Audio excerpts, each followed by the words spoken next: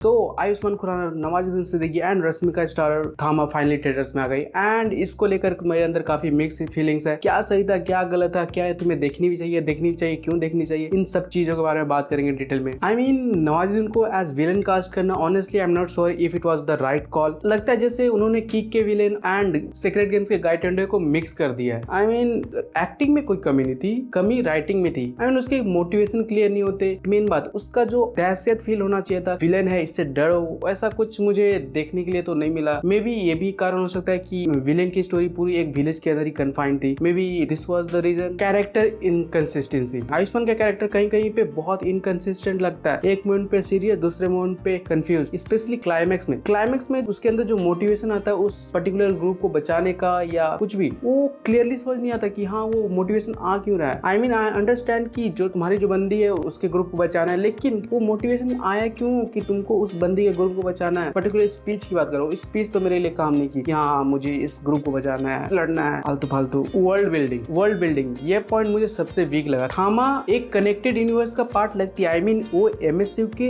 Under जो अपना setup है वो बहुत अच्छे से करती है, लेकिन खुद का जो वर्ल्ड है उसको सेटअप करने में वो पूरी तरह से मात खाती है। मतलब एक पर्टिकुलर बेताल का ग्रुप दिखाया गया एंड उस ग्रुप का जो इंट्रोडक्शन है इतना एब्रप्टली किया गया है, मतलब ऐसे फेंक दिया। ऊपर से उस पूरे इंट्रोडक्शन में एक आइटम सॉन्ग, ब्रो मतलब एक ग्रुप दिखा रहे हो उस पे आइटम सॉन्ग एंड उसके जो एक्टर्स है ऐसे लग रहे हैं मिड 30s के ऑफिस एम्प्लॉयज है एंड उनको सडनली एक हॉरर सीन के लिए कास्ट कर लिया कि हाँ आओ एक हॉरर मूवी है, एक एक्ट करके चल जाओ अपने 9 to 5 जॉब पे वापस। उसके बैकग्राउंड एक्टर्स को देखना, वो मिड 30s के एम्प्लॉयज लगते हैं। तो यहाँ पे कास्टिंग का भी कोई दिक्कत हो। VFX तो neither waste nor worst, decent था जितना स्टोरी में चाहिए था। कहीं कहीं पे इनकंसिस्टेंसी जरूर थी, बट कंसिडरिंग द बजट काफी अच्छा काम किया है। स्पेशली बिना स्पॉइलर का बात करूँ तो एक पर्टिकुलर कैरेक्टर का कैमियो है एंड उस कैमियो में जो जितने भी VFX है इनकंसिस्टेंट लगते हैं। हाँ लगता है कि हाँ ये CGI है, लेकिन जो कुल सा ट्रांसफॉर्मेशन होता है उसका, ब्रो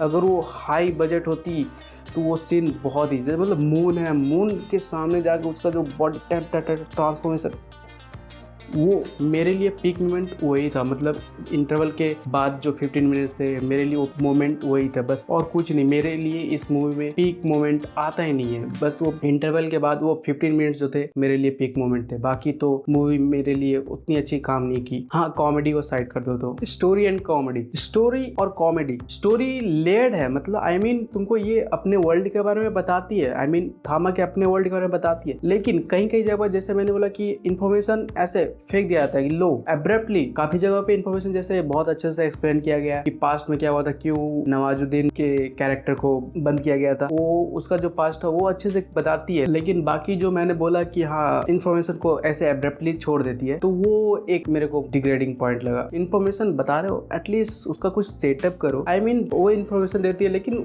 उस इन्फॉर्मेशन को देने के लिए उसका कोई सेटअप नहीं। कुछ जगहों पे, बाकी जगहों पे जो इन्फॉर्मेशन देती है वो मूवी बहुत अच्छे से सेटअप करती है, लेकिन कुछ खास जगहों पे सेटअप करना वो बिल्कुल ही भूल जाती है कि हाँ ये मुझे इस इन्फॉर्मेशन को देने के लिए थोड़ा सेटअप करना चाहिए फिर इन्फॉर्मेशन को देना चाहिए। नहीं, ऐसा मूवी में नहीं होता और यही मुझे बहुत बड़ी कमी लगी। बात करो इसकी कॉमेडी की, कॉमेडी अच्छी है। आई मीन कॉमेडी सब्जेक्टिव होती है, लेकिन मेरे लिए तो बहुत अच्छा काम की कॉमेडी, स्पेशली फर्स्ट हाफ में जितनी भी कॉमेडी थी, खासकर परेश रावल एंड आयुष्मान के कैरेक्टर का जो पूरा कन्वर्सेशन था उस वक्त तो अच्छी थी कॉमेडी। एंड सेकेंड हाफ में उतनी कॉमेडी नहीं थी, बस जो कटप्पा मामा का जो कैमियो था उस वक्त जो कैरेक्टर्स आते हैं कॉमेडी करने के लिए अच्छी हो जाती। मतलब कॉमेडी बेसिकली बोला तो कॉमेडी अच्छी थी। तुम इसे अगर कॉमेडी के लिए जा रहे हो, एंटरटेनमेंट के लिए जा रहे हो, तो आई रिकमेंड। ओवरऑल थामा एक गुड टू वॉच मूवी है, कंसिडरिंग अगर तुम विलेन की वीक राइटिंग, इनकंसिस्टेंट कैरेक्टर्स और लूज वर्ल्ड बिल्डिंग से प्रॉब्लम नहीं होती। आई मीन MSU से अच्छे से वर्ल्ड बिल्ड कर लेती है, हाँ अच्छे से करेक्शन दिखाती है, लेकिन अगर बात करें खुद ही मूवी के अंदर थामा की वर्ल्ड बिल्डिंग की, आई मीन थामा का जो एक थामा पर्टिकुलर वर्ड को लेकर एक्सप्लेनेशन दिया गया, लेकिन उस एक्सप्लेनेशन के पीछे क्या चीजें हैं वो अच्छे से नहीं बताई गई।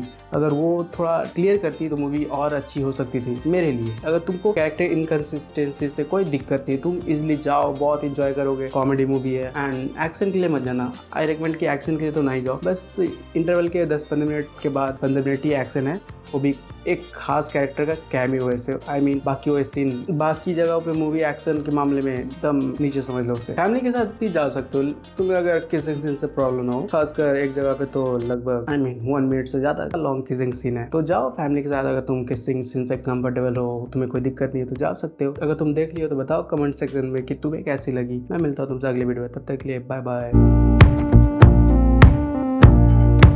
एंड ये अपने MSU के अंडर फ्यूचर को अच्छे से सेटअप करती है, बहुत ही अच्छे से। भेड़िया के साथ भी इसका कनेक्शन बहुत ही अच्छा से जुड़ा गया है। जिस तरह से ब्लड को लेकर भेड़िया एंड बेताल में कन्फ्लिक्ट दिखाई गई है, वो बहुत ही मस्त। तो कैमियोस के खास के देखना चाहते हो यहाँ इसमें कैसा था, तो गो फॉर इट। तुम भेड़िया के लिए देखना चाहते हो तो गो फॉर इट।